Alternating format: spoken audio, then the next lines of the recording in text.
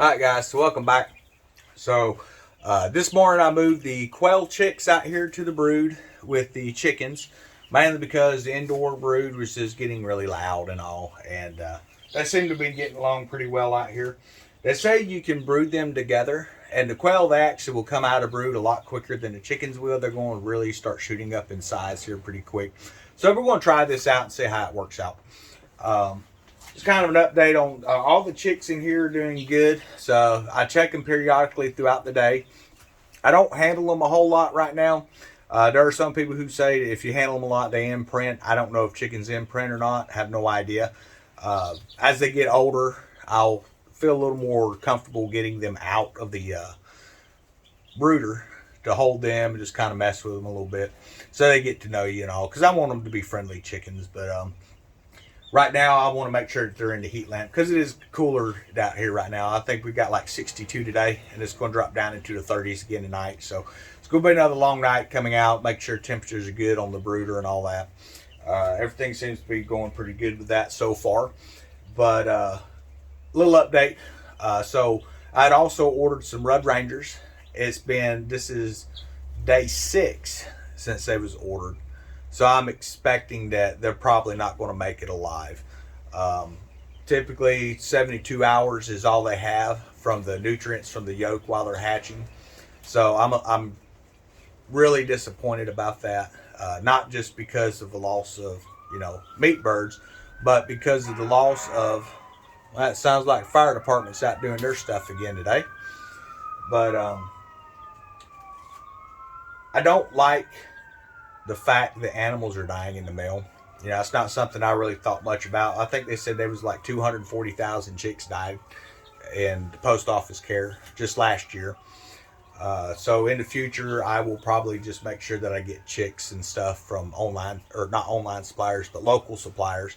And the reason for that is all it takes is rain, a storm, snow, or something like that, and it really messes up the delivery dates, and then you end up with some dead birds. And I think everything has a right to live. I know that these will be used mostly for eggs, but if I've got an overabundance of roosters, a lot of those will go to being processed and stuff for food in the future as well.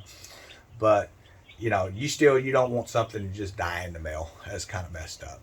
But as of right now, everything seems to be going pretty good with the chicks. It's been kind of an experience. I actually am liking this outdoor brooder, mainly because it's just a lot easier to deal with these guys. When they're inside the house and things like that, it gets loud, it gets stinky real quick. I've got carbon scrubber fans and everything I can think of to keep the smells down, and it works really well. But I want them in their own area, kind of doing their own thing. So this has been working out really well.